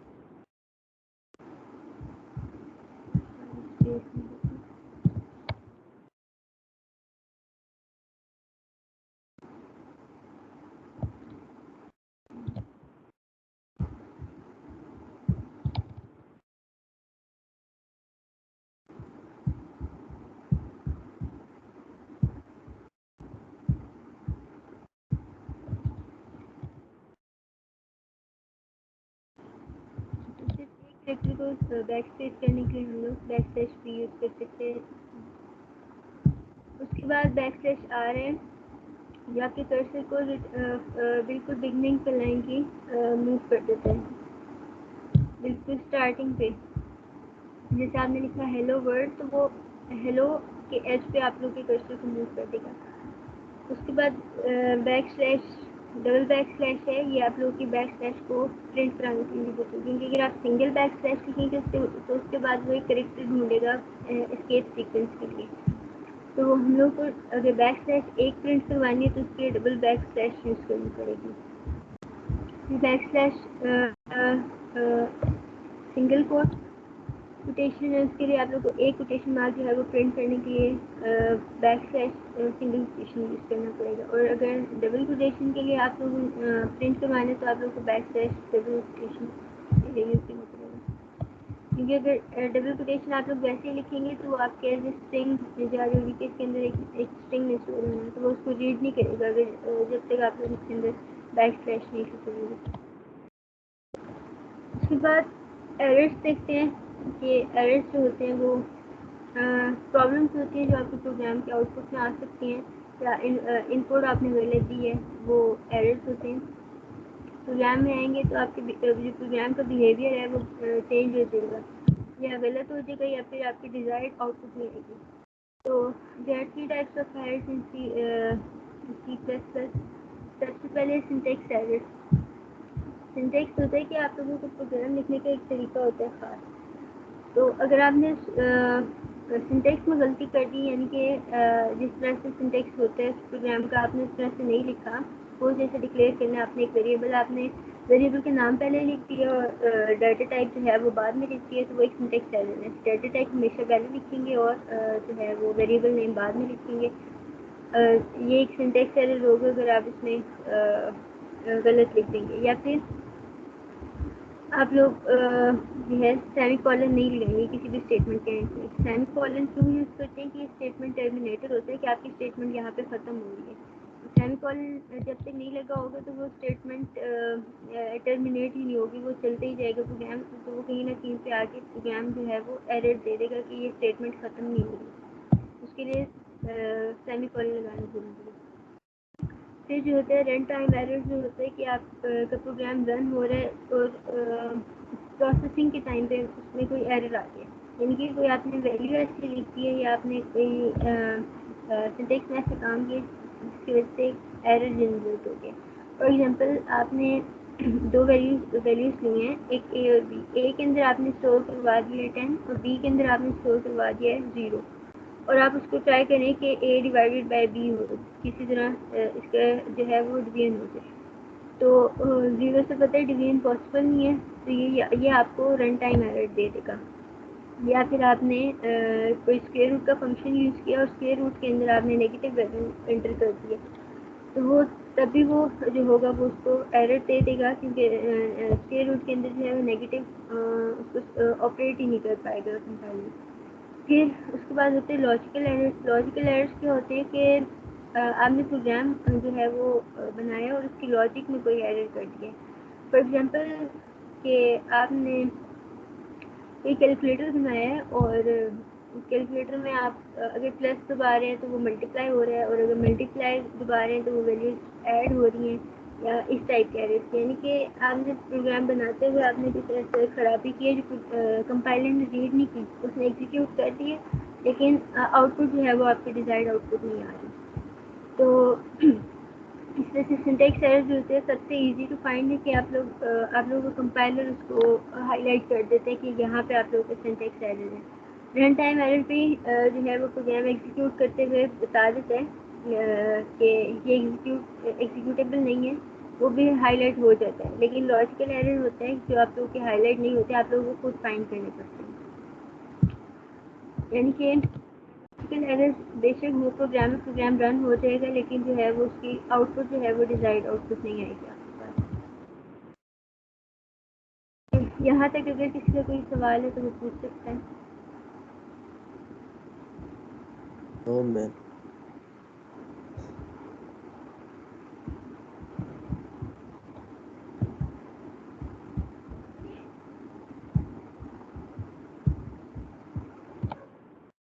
उसके बाद सी प्लस प्लस ऑपरेटर्स हैं।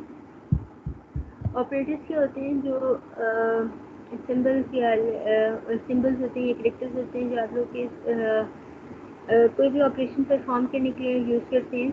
इसको हम लोग सी प्लस प्लस ऑपरेटर्स कहेंगे। फॉर एग्जाम्पल जैसे एक प्लस के साइन है, तो प्लस के साइन एक ऑपरेटर है जो कि हम लोग को पता है एडिशन करने के लिए यूज़ होता है। दो वेरिएबल्स हैं, फॉर एग्जाम्पल ए के अंदर 1 है, बी के अंदर 2 4 है, तो हम लोगों ने इसको ऐड करना है, तो हम लोग इसके अंदर ए प्लस बी यूज़ करेंगे। तो प्लस जो है वो ऑपरेटर है, यानी कि इसके अंदर कोई ऑपरेशन परफॉर्म होगा। 4 बेसिक टाइप्स ऑफ ऑपरेटर्स कौन कौन से हैं? अरिथमेटिक ऑपरेटर्स हैं, असाइनमेंट ऑपरेटर्स हैं, कंपैरिजन ऑपरेटर्स हैं और लॉजिकल ऑपरेटर्स हैं। अरिथमेटिक ऑपरेटर्स कौन से होते हैं? जो मैथमेटिकल ऑपरेशन परफॉर्म करने के लिए यूज़ करते हैं। For example plus minus multiply divide, ये बेसिक हैं जो हमें पता है कि एडिशन सब्ट्रैक्शन मल्टीप्लिकेशन या डिवीजन के लिए यूज़ होते हैं। उसके बाद मॉड्यूलस है, हम लोगों ने किसी नंबर का मॉड फाइंड करना है तो हम लोग सिंपल परसेंटेज का साइन जो है वो कीबोर्ड से ऐड करेंगे तो वो मॉड्यूलस आ जाएगा। फिर इंक्रीमेंट और डिक्रीमेंट ऑपरेटर्स होते हैं कि हम लोग चाहते हैं कि किसी वैल्यू में जो है 1 ऐड हो जाए। फॉर एग्जांपल अगर पहले से 1 और हम चाह रहे हैं कि इसके अंदर 1 और ऐड हो जाए तो हम लोग प्लस प्लस का साइन यूज़ कर सकते हैं। वो जो है उस वैल्यू के अंदर 1 जो है वो इंक्रीमेंट कर देगा, इंक्रीज कर देगा बाय 1 वैल्यू। उसके बाद डिक्रीमेंट है, माइनस माइनस, यानी कि अगर आप किसी भी वेरिएबल के साथ माइनस 2 दफ़ा लिख दें तो वो नंबर के अंदर डिक्रीमेंट कर देगा। सपोज अगर वैल्यू 1 है, इसके साथ आप लोग डिक्रीमेंट ऑपरेटर लगाएंगे तो वो वैल्यू 0 हो जाएगी। ये ज़्यादातर इंक्रीमेंट और डिक्रीमेंट ऑपरेटर उसमें यूज़ होते हैं। उसके बाद असाइनमेंट ऑपरेटर्स हैं। असाइनमेंट ऑपरेटर्स में होता है इक्वल टू का sign, plus equal to, minus equal to, multiply equal to, division equal to, modulus equal to, and equal to, और ये और के साइन है, or equal to, X or equal to, और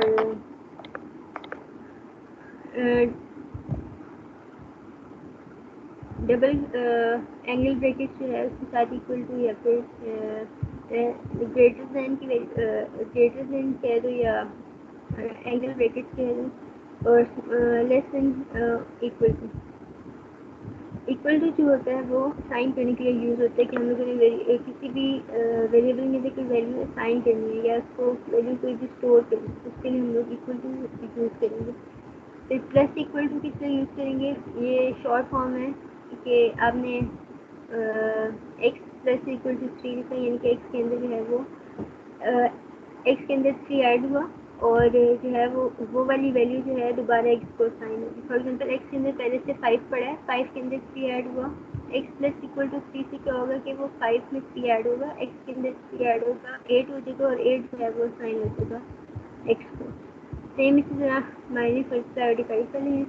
उसके बाद मॉड्यूलस ऑफ एक्स क्या होगा? X mod modulus equals to 3 होगा, एक्स का मॉड लेगा पहले, एक्स मॉड 3, यानी कि एक्स के अंदर अगर 5 है तो 5 मॉड्यूलस 3 जो भी आंसर आएगा वो एक्स के अंदर स्टोर हो जाएगा। उसके बाद ये जो है एंड और एक्सॉर के ऑपरेटर्स हैं, और ये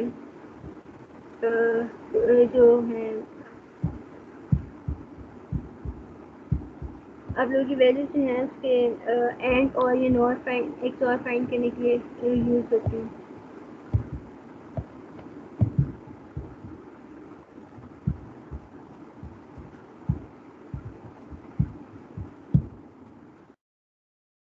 इसके साथ कंपैरिजन ऑपरेटर्स हैं। कंपैरिजन ऑपरेटर्स होते हैं वो किसके यूज़ होते हैं कि कोई भी दो वैल्यूज़ हैं उसको हम लोगों ने कंपेयर करना है।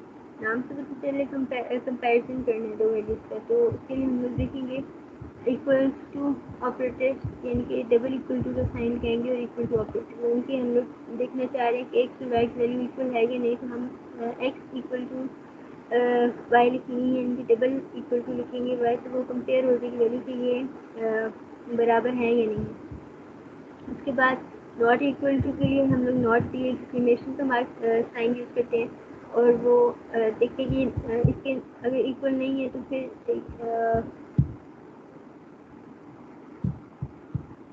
फॉर एग्जांपल अगर हम लोग इसमें यूज़ कर रहे हैं इस स्टेटमेंट में, तो हम लोग देखेंगे कि अगर हम लोग देखना चाह रहे हैं कि अगर एक्स जो है वो वाई की इक्वल नहीं है तो ये वाली स्टेटमेंट प्रिंट हो जाए, और अगर एक्स वाई की इक्वल है तो ये वाली स्टेटमेंट। फॉर एग्जांपल आपने देखना है कि रिजल्ट मैनिपुलेट करना है स्टूडेंट्स का कि अगर वैल्यू जो है वो 30 से अबव है तो वो आपने प्रिंट करवा देना पास, और अगर 30 से अबव नहीं है तो आपने प्रिंट करवा देना फेल। आप लोग लिखेंगे X is equal to sorry X जो है इसमें आप लोग मार्क्स डाल सकते हैं, और इक्वल टू में इक्वल टू वाई के अंदर जो है वो आप लोग 30 डाल सकते हैं। एक्स मार्क्स जो है वो आपके लिए 30 के इक्वल हैं तो प्रिंट हो जाए स्क्रीन पे पास, और अगर मार्क्स जो है वो 30 के इक्वल नहीं है तो प्रिंट हो जाए फेल। ये थोड़ी सी एग्जाम्पल है। उसके बाद ग्रेटर देन के साइन होता है, आपने देखने कि एक्स जो है वो ग्रेटर है वाई से या नहीं है। उसके बाद प्लस भी है एक्स लेस देन वाई है या नहीं। फिर ग्रेटर देन और इक्वल टू के अगर हमें देखने कि आपके पास वैल्यू 2 आपने देखने कि उससे बड़ी हो या फिर बड़ी और इक्वल होनी चाहिए दो वैल्यूज। फॉर एग्जांपल आप एक स्ट्रिंग में वैल्यू स्टोर करवा रहे हैं, अरे में आप लोग वैल्यू स्टोर करवा रहे हैं 1 से लेकर 10 तक। 1 से लेकर 10 तक आपने वैल्यू स्टोर करवा दी, लेकिन आपने अभी इसके अंदर कोई भी वैल्यू जो है वो यूज़ नहीं की, तो आप लोग उसके अंदर लूप के अंदर जाके यूज़ कर सकते हैं कि आप लोगों ने लूप चलानी है 1 से लेकर 0 तक, तो आप लोग आइट्रेशन में डाल सकते हैं कि आप लोग की लूप जो है वो शुरू हो रही है X is less than equal to 0, और आप लोग की वैल्यू जो है वो ख़त्म कहाँ एक्स इज ग्रेटर देन और इक्वल टू 0, यहाँ से आप लोग की लूप शुरू होगी, और एक्स इज लेस देन और इक्वल टू 10, यानी ये 10 पे जाके ख़त्म होगी। 10 से नीचे नीचे वाली वैल्यूज या फिर 10 पूरा वहाँ तक आपकी वैल्यूज खत्म होगी। लॉजिकल ऑपरेटर्स जो हैं, लॉजिकल ऑपरेटर्स किससे यूज़ होते हैं? कोई भी दो ऑपरेंट्स के दरमियान जो है वो लॉजिक डिटर्मिन करने के लिए यूज़ होते हैं। फॉर एग्जांपल एंड का ऑपरेटर लॉजिकल एंड जो है वो किससे यूज़ होगा कि दो वैल्यूज हैं, अगर वो दोनों ट्रू हैं तो वो एंड के ऑपरेटर यूज़ होगा कि हम लोग चेक करने कि दोनों वैल्यूज अगर ट्रू हैं या नहीं, तो हम लोग उसके लिए ये एंड का ऑपरेटर यूज़ करेंगे। इस तरह लॉजिकल और है कि अगर दोनों वैल्यूज दोनों में से कोई एक भी वैल्यू अगर आपकी ट्रू है तो लॉजिकल ऑपरेटर और यूज़ करना हम लोगों ने। उसके बाद एक्सक्लेमेशन मार्क या लॉजिकल नॉट, यानी कि आप लोगों ने लॉजिकल एंड लॉजिकल और यूज़ किया और उससे पहले ब्रैकेट्स लगा के आप लोगों ने नॉट की वैल्यू यूज़ करती है, यानी कि आप लोगों ने इसका नेगेटिव लेना है, यानी कि अगर आंसर आपको 0 आ रहा है तो आपने उसको नेगेट करना है, उसको 1 बना देना है। तो आप लोग इससे पहले ये एक्सक्लेमेशन कमा के उससे पहले इट मीन्स कि वो लॉजिकल नॉट में वैल्यू चेंज हो जाएगी।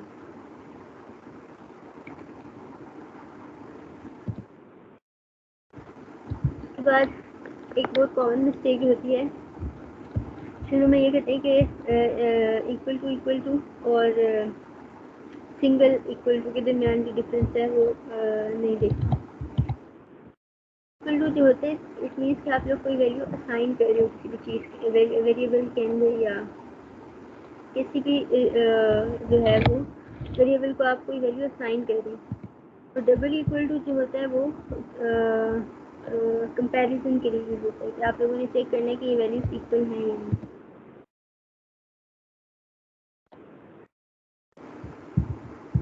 अगर if X is equal to 5 है तो एक्स के अंदर वो 5 जो है वो वैल्यू स्टोर हो चुकी है, और अगर आपने देखना है एक्स इज इक्वल टू 5 दो दफ़े इक्वल टू लिखता है तो आप लोग ये चेक करें कि एक्स के अंदर वैल्यू जो है वो 5 है या नहीं। इसमें वैल्यू असाइन हो रही है एक्स को, और डबल इक्वल टू होगा तो उसके अंदर वैल्यू जो होगी वो कंपेयर हो जाएगी, उसके अंदर वैल्यू असाइन भी होगी।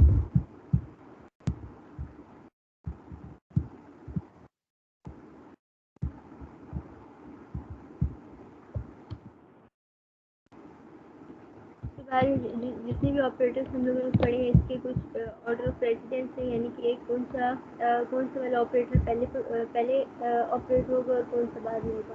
फॉर एग्जांपल जैसे हमने बोर्ड मैथ्स का रूल पढ़ा हुआ है, बोर्ड मैथ्स यानी कि सबसे पहले अगर आपके पास कोई भी मैथमेटिक्स लिखिए उसमें सबसे पहले ब्रैकेट्स जो हैं वो इवेलुएट होंगी, फिर डिवीजन इवेलुएट होगी, फिर मल्टीप्लिकेशन, एडिशन, सब्ट्रैक्शन। सेम इसी तरह इधर भी ऑर्डर ऑफ प्रेसिडेंस होता है कि आप लोगों को नॉट जो होगा इस वाली एक्सप्रेशन में सबसे पहले जो है वो ब्रैकेट होंगी इवेल्युएट, ब्रैकेट के अंदर जो भी चीज़ है उसके बाद आपका नॉट इवेल्युएट होगा। अगर यहाँ पे सिर्फ नॉट ऑफ एक्स होता, इनके ब्रैकेट में लगी थी not of x is greater than 5, सबसे पहले इस एक्स का नॉट लिया जाता है, यानी कि नॉट जो होगा वो सबसे पहले एक्सक्यूट होगा।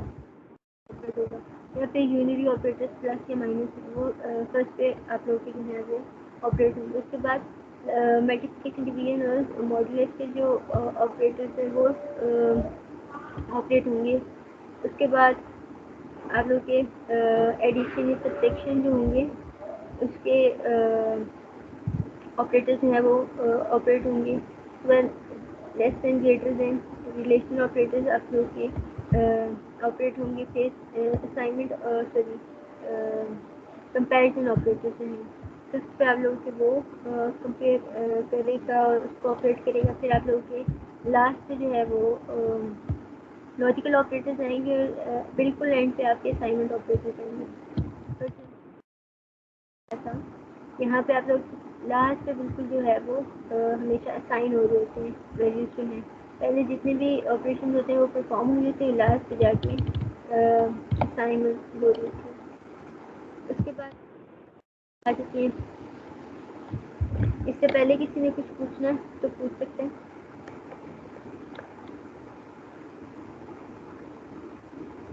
No ma'am.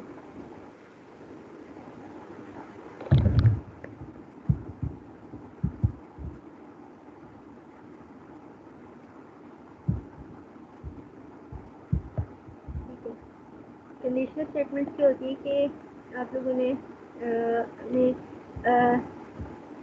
जो स्टेटमेंट यूज़ करनी है उसके अंदर आपने कोई कंडीशन पुट करनी है। जैसे अगर आप लोगों का रिजल्ट सुनाना है तो आप लोगों ने देखने के गए जितने भी स्टूडेंट्स उनके मार्क्स हैं वो 80 से लेकर 100 के दरमियान है, तो आप लोगों ने उसको ए ग्रेड देना है। अगर 70 से 80 के दरमियान है तो आपने उसको बी ग्रेड देना है, एंड सो ऑन। इसी तरह जहाँ पे भी हम लोग को कंडीशन लगानी हम लोग इफ एल्स या फिर स्विच के स्ट्रक्चर्स में भी यूज़ कर सकते हैं। इफ एल्स और स्विच में डिफरेंस सिर्फ ये होता है कि जो है स्विच का सिंटेक्स थोड़ा सा डिफरेंट होगा और उसके अंदर केसेस अगर हम लोग के पास चॉइसेस बहुत ज़्यादा है तो हम लोग स्विच यूज़ करेंगे, अदरवाइज हम लोग इफ एल्स यूज़ कर सकते हैं।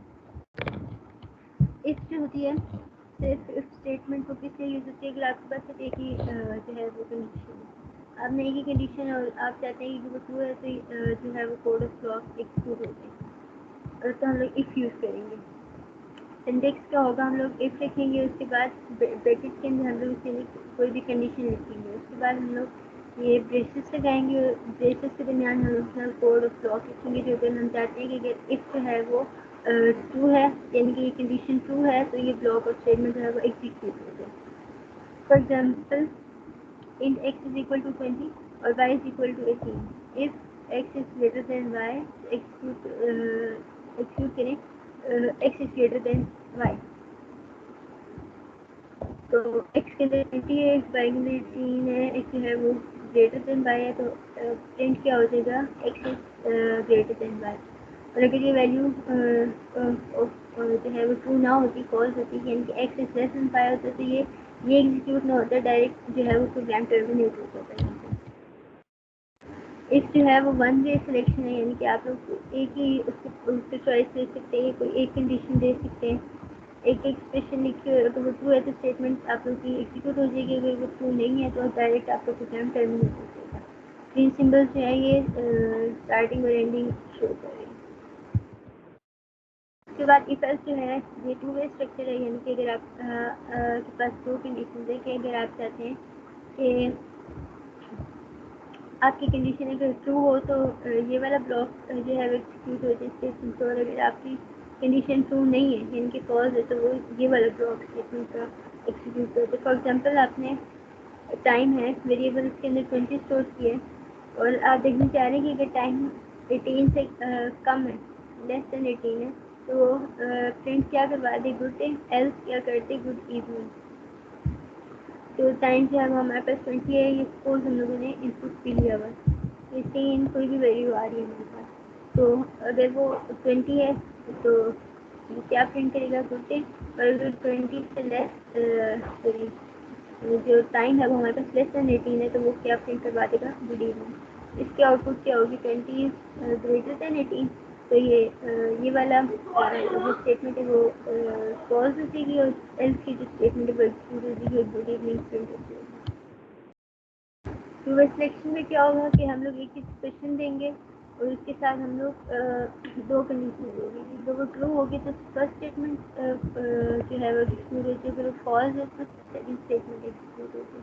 एक्सप्रेशन इसमें आप लोग हमेशा एक ही देंगे और फिर आप लोग का प्रोग्राम टर्न होगा, यानी कि दोनों में से कोई एक कंडीशन लाजमी जो है वो एग्जीक्यूट होगी।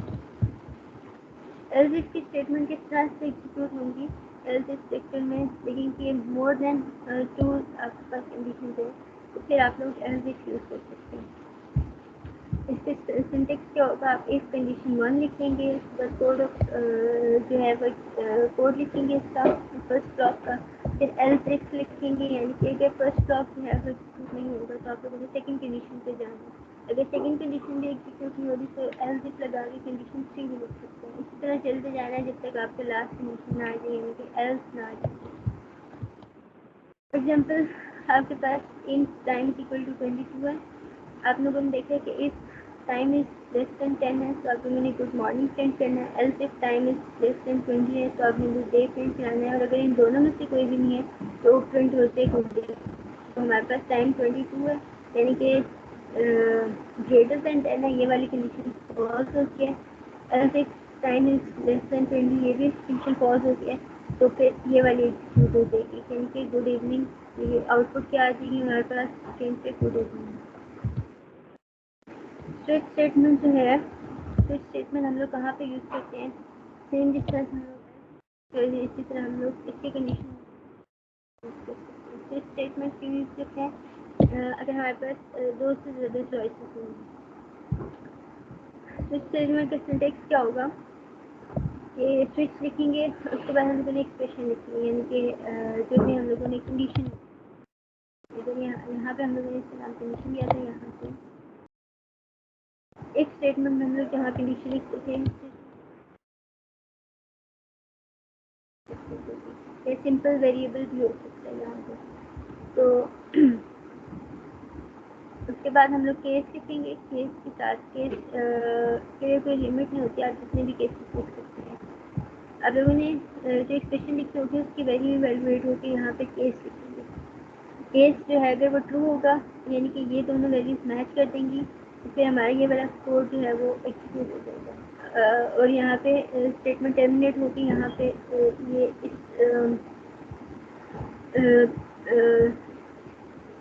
स्टेटमेंट से बाहर निकल आएगा, स्विच के स्टेटमेंट से कंट्रोल जो है वो बाहर आ जाएगा।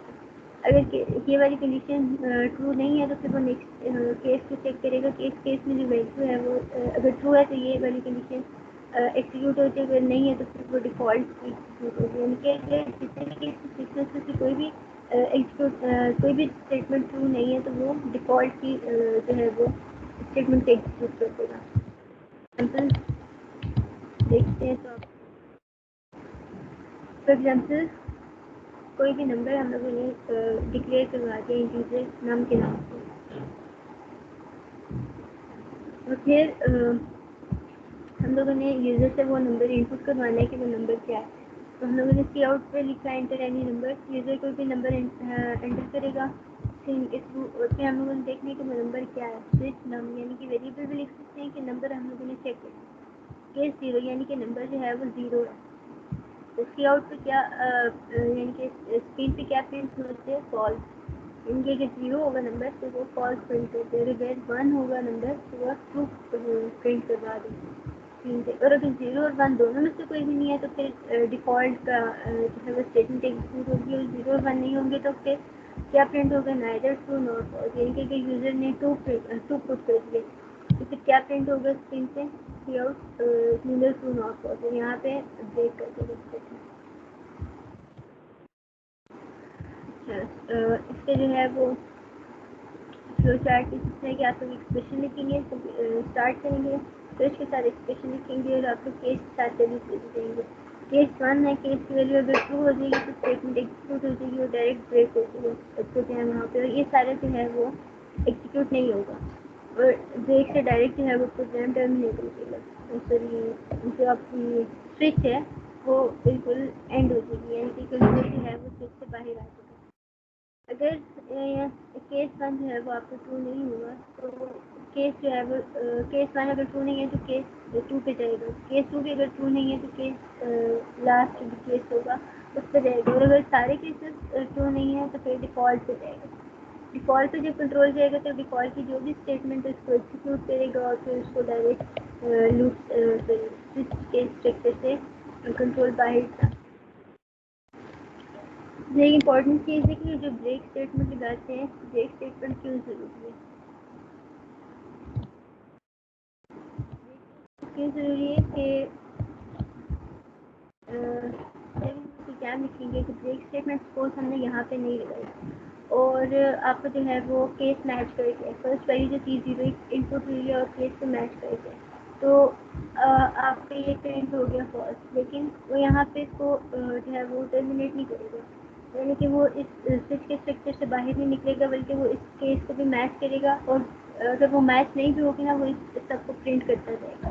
ब्रेक ना लगाने का ये नुकसान होगा, यानी कि अगर आपने ब्रेक नहीं लगाई तो आपके बेशक फर्स्ट केस जो है वो मैच कर जाए लेकिन वो आपके सारे केसेस को चेक करेगा और सब कुछ जो है वो एक्सक्यूट करता जाएगा। तो ब्रेक लगाना जो है वो इम्पोर्टेंट है। और ब्रेक स्टेटमेंट किससे यूज़ होती है?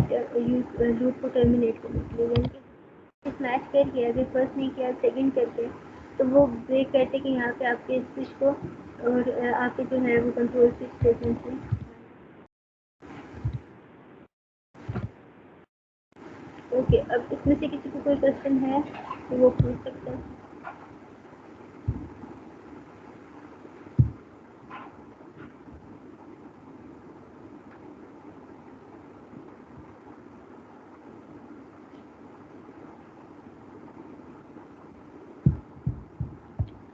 ठीक है, कोई सवाल नहीं। एंड पे ही आप लोगों का टास्क है छोटा सा कि आप लोगों ने जो है वो कैलकुलेटर जो है वो डिज़ाइन करना है। कैलकुलेटर किस तरह से डिज़ाइन करना है? आपने दो वैल्यूज़ इनपुट करवानी है यूज़र से और आप लोगों ने वेरिएबल पे यूज़र से पूछ के addition, subtraction, multiplication, division, square root, calculator, model, ये वाले जो हैं वो 7 फंक्शन जो हैं वो आप लोगों ने परफॉर्म करने हैं, क्योंकि 7 फंक्शन जो होंगे वो आप लोगों का कैलकुलेटर परफॉर्म करेगा। और आप लोगों ने सबसे पहले जो है वो स्क्रीन पर अपना नाम प्रिंट करना है।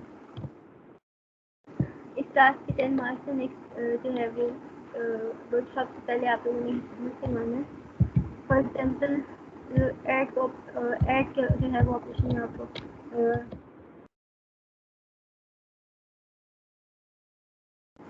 जो है वो डिक्लेयर करवा दी और आप लोगों ने यूजर्स लेने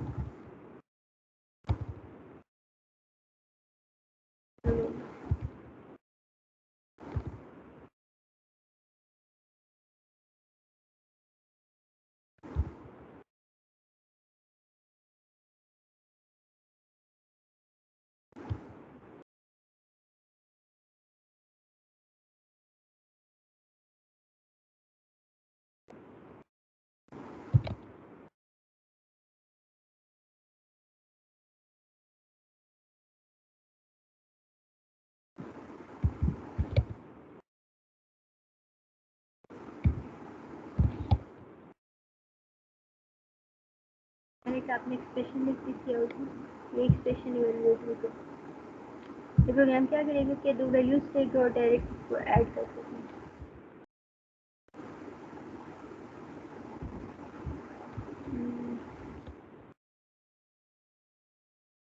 को ऐड करके डायरेक्ट प्रोटीन आप लोगों ने कैलकुलेटर बनाना किस तरह कि आप लोगों ने कोई सी भी दो वैल्यूज देनी है और आप लोग इधर चॉइसेस देख सकते हैं सी आउट में कि जो है अगर एडिशन करनी है तो आप 1 प्रेस करते हैं या सब्ट्रैक्शन करनी है तो 2 प्रेस करते हैं, या डायरेक्ट आप जो है वो एक एक्सप्रेशन भी लिख सकते हैं।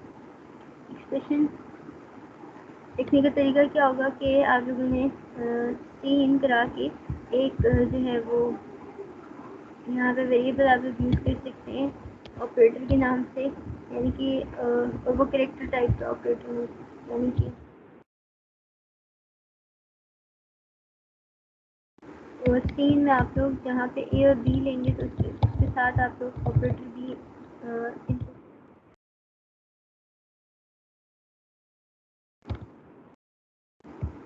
और आप लोग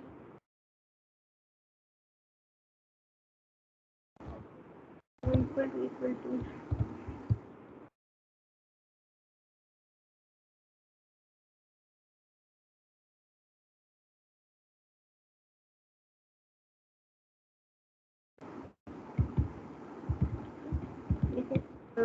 एडिशन के लिए मैंने लिख दिया, वैल्यू भी लिख दी,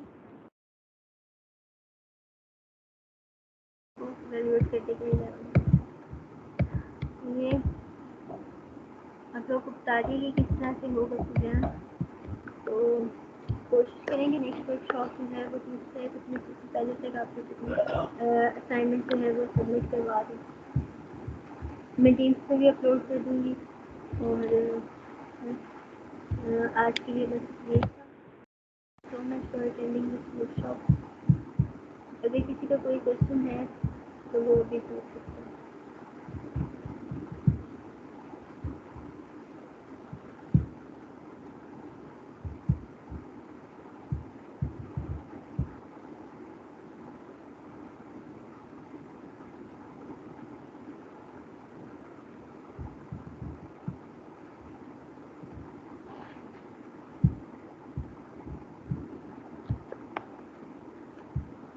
ठीक है, कोई भी क्वेश्चन नहीं है तो फिर हम लोग वर्कशॉप को यहाँ पे एंड करते हैं। Thank you so much for attending this workshop and